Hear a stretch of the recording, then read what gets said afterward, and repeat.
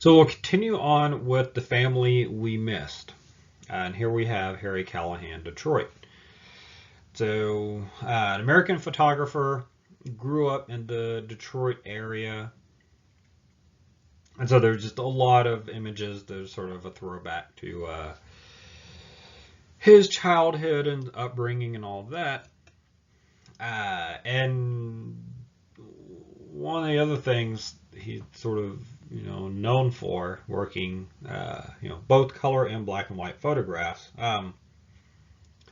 He would take several pictures a day. All these different little things that caught his eye that he thought was worthy of photographing. So he might take 150 photos or whatever. Uh, Maybe one of them might be worthwhile. He only produced like 10 finished pieces a year. And then he talks about how he shot some 40,000, took like some 40,000 photos, and maybe only 800 of those are worthwhile. It's a kind of an interesting take, and also another look at what photographers kind of go through. I know we talked about that before, where you shoot 7 or 8 pictures, and only one comes out that's worthy of using. You probably started to experience that in some of your assignments. Aaron Siskid, Untitled 49 from Road Trip. So basically, all the road trips he took, taking pictures along the way, something that he found interesting. Whether or not it's actually interesting or not, that's always debatable. But the different little stops along the way, he always would make sure to take images, or find something interesting to take a picture of. So it's sort of like we go on the journey with him.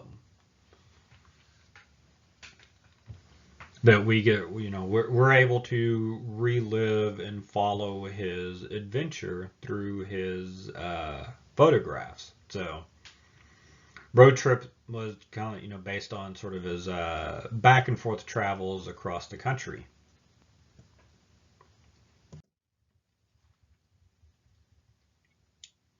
And then Minor White, so getting in kind of the abstract ideas, uh,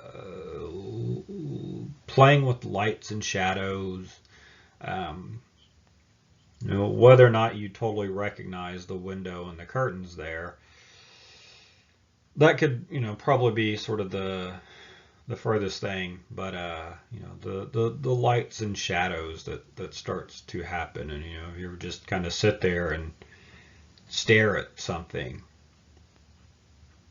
What happens when you daydream? You kind of look out.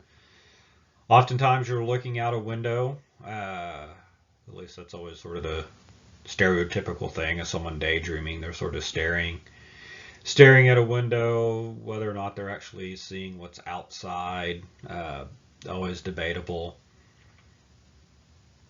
Obviously daydreaming. They're coming up with their own little image inside their head. So Minor White kind of playing along with that, and like I said, it's in a way it's a little more abstract, and she's gets kind of concerned with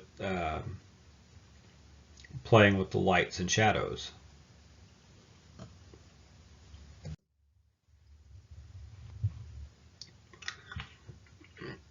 Then Win Bullock.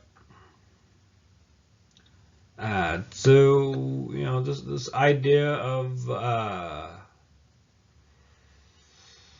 sort of playing with visual textures in a way, I guess you could say. Um, and so it's the forest, and there's uh, the child of the forest, always sort of fairy tale type thing. Um, that kind of goes along with it, obviously. And it's like this very old, ancient forest where the photograph was made. And there's sort of the play of, like I said, the visual textures of the ferns and the ivy and the moss and the trees and kind of the shadows and lights and everything. And then you have sort of this glowing child of the forest laying there.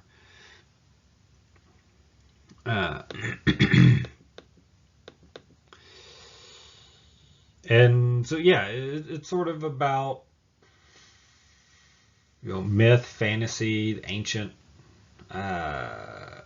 lore, things like that that's sort of going on. Plus, it's sort of the play with the textures of the forest floor and the girl.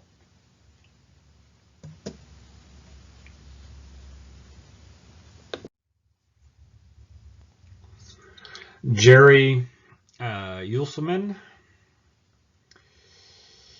So, done 1969, so way before Photoshop. So playing around with negatives and all these different technical tricks to get this image to work. So it's kind of like cutting and paste with using negatives and photos.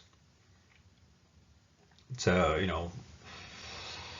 it's kind of just crazy to get this surreal type image, not using Photoshop, the good old fashioned way.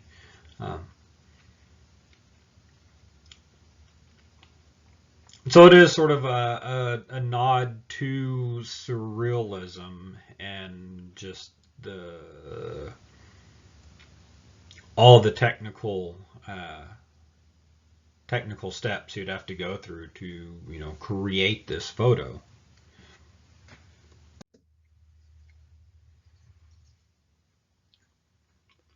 And so Dwayne Michaels, Things Are Queer. So a series of 9 images that we'll go through. And so, today this kind of looked at in a different perspective because of LGBT and all of that. But some things to keep in mind when Dwayne Michaels did these, that was not really it was not much of a topic where the use of the word queer was at the time of the photo was more something that's a little bit different or a little bit strange. Of course, now it can be this derogatory term, getting in, like I said, getting into the LGBT, getting into all of that. That that really kind of amps up late 70s and 80s. So for his, it's just more of something's a little bit different, something's sort of strange with these photos. So with that in mind, just going to kind of go through them. So here we just have this bathroom with a photo.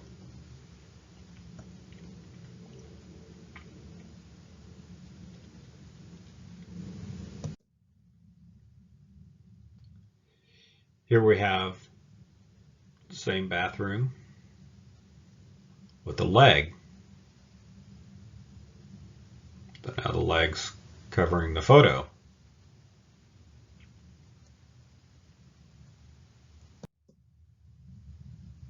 So here we have the bathroom, which you can see is basically it's set up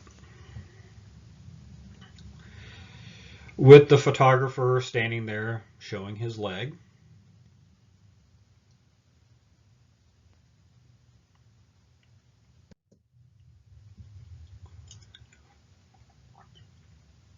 So here we have the photo in a book,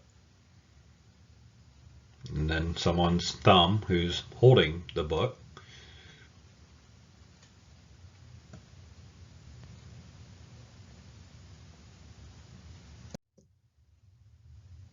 And then we have a person walking down kind of a dark hallway of some type, or a tunnel, light at the end there.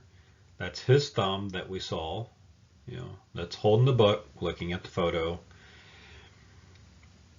of the man standing in the miniature bathroom.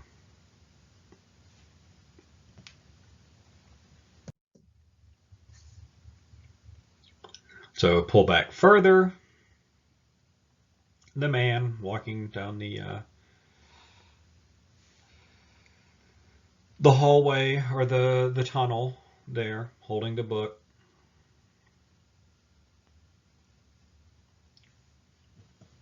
Look familiar?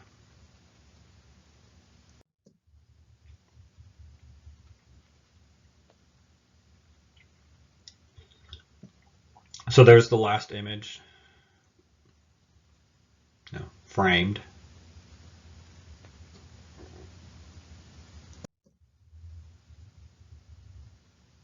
That was the framed photograph above the sink.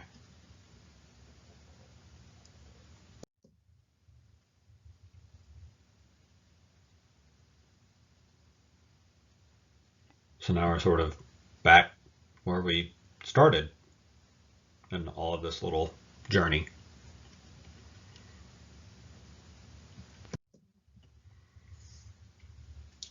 So there you go. Dwayne Michaels, Things Are Queer. The 9 prints, kind of a interesting sort of visual journey that he takes you on. Of course, the first photo and the last photo, they're almost identical. The lighting's a little bit different on them, but at the same time, like I say, you go on sort of this strange little visual journey. Not too long ago, there's a thing that went around where it's like you see this young lady like laying down in a park, and it's like the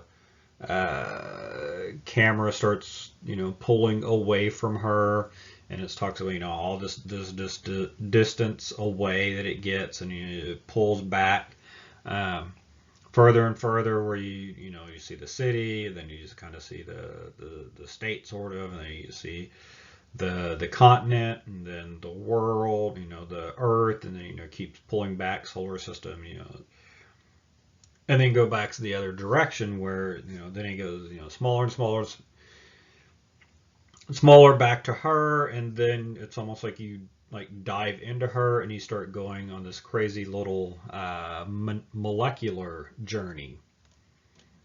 What's on the inside? What is this person made of? And it's sort of like as you get into this whole idea of molecular structure and things like that of the atom, and the way they made the cosmos appear, it's almost like they're almost identical in a way. So some of y'all might have seen that. So that is it. Be sure to post in the discussion about one of the photographs. And that is also the end of all of the lectures. So make sure you get everything turned in, and keep checking Canvas for all the important updates for other assignments.